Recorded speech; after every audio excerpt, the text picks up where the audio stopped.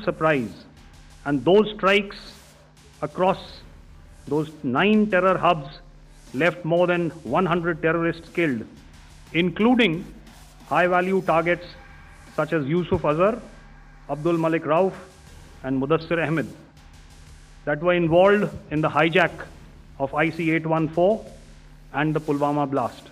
भारत और पाकिस्तान के बीच युद्ध विराम जारी है, लेकिन पाकिस्तान के तमाम झूठे दावों को लेकर भारत की तीनों सेनाओं के डीजी ऑपरेशंस ने प्रेस कॉन्फ्रेंस कर ऑपरेशन सिंदूर का पूरा ब्यौरा सामने रखा। इस दौरान भारतीय सेना की तरफ से कहा गया कि सेना ने आतंकियों के ठिकानों पर सटीक हमला कर पहलगाम आतंकी हमले का जवाब दिया। भारतीय सेना की कार्रवाई में 100 से ज्यादा आतंकी ढेर कर दिए गए। कुछ आतंकी ठिकाने पीओके में थे और कुछ पाकिस्तान के अंदर। यहाँ आतंकियों को ट्रेनिंग दी जाती रही थी। इन्हीं को निशाना बनाकर भारत ने सटीक जवाबी कार्रवाई की। Operation Sindoor was conceptualized with a clear military aim to punish the perpetrators and planners of terror and to destroy their terror infrastructure.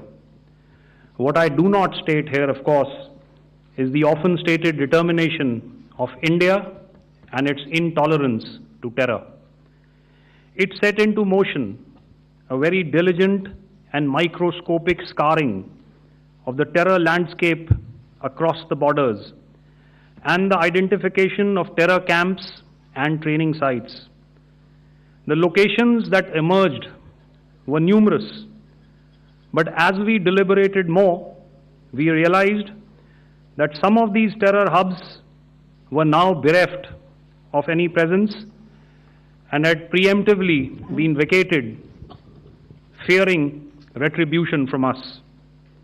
There was also a term of reference and our own binding, self-imposed restriction to target only terrorists and thus prevent collateral damage. इस operation में भारतीय वायुसेना ने अहम किरदार निभाया। Operation सिंदूर पूरी तरह से एक मिलिट्री ऑपरेशन था। इस ऑपरेशन में मुदस्सर खास, हाफिज जमील और यूसुफ अजहर को ढेर कर दिया गया। भारतीय सैन्य बलों ने ऑपरेशन के दौरान सिर्फ आतंकी ठिकानों पर हमले किए। इस दौरान पाकिस्तान में भारतीय हमले के दौरान हुए इंपैक्ट पॉइंट्स को भी दिखाया गया, जिसमें हमले से पहले और हमले के बाद नुकसान की तस्वीरें शामिल की गई।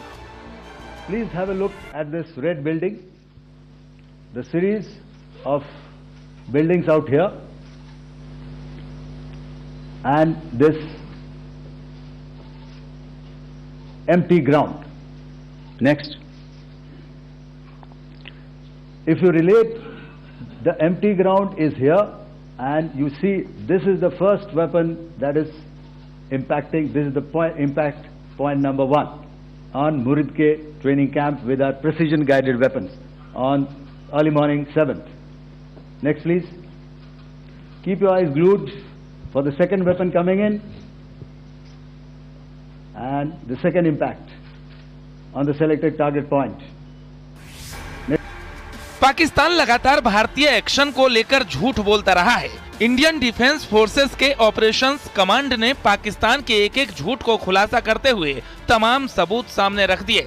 पाकिस्तान पर ऑपरेशन सिंदूर के तहत हमले के बाद भारत की तरफ से एयर डिफेंस को तैयार कर दिया गया था। भारत का मकसद आतंकियों पर प्रहार था, जबकि पाकिस्तान ने ड्रोन्स और मिसाइल हमले के जरिए कई शहरों को निशाना बनाने की कोशिश की। The Pakistan Army has reported to have lost approximately 35 to 40 personnel in artillery and small arms firing on the line of control between the 7th and the 10th of May. Bharat ने न सिर्फ पाकिस्तानी झूठ का पर्दाफाश कर दिया, बल्कि ऑपरेशन सिंदूर के जरिए कैसे पाकिस्तानी डिफेंस सिस्टम की कमजोरी उजागर हुई, ये दुनिया ने देखा। अब भारत ने सबूतों के साथ एक एक हमले की तस्वीर सामने रख दी है। Bureau report, news 18।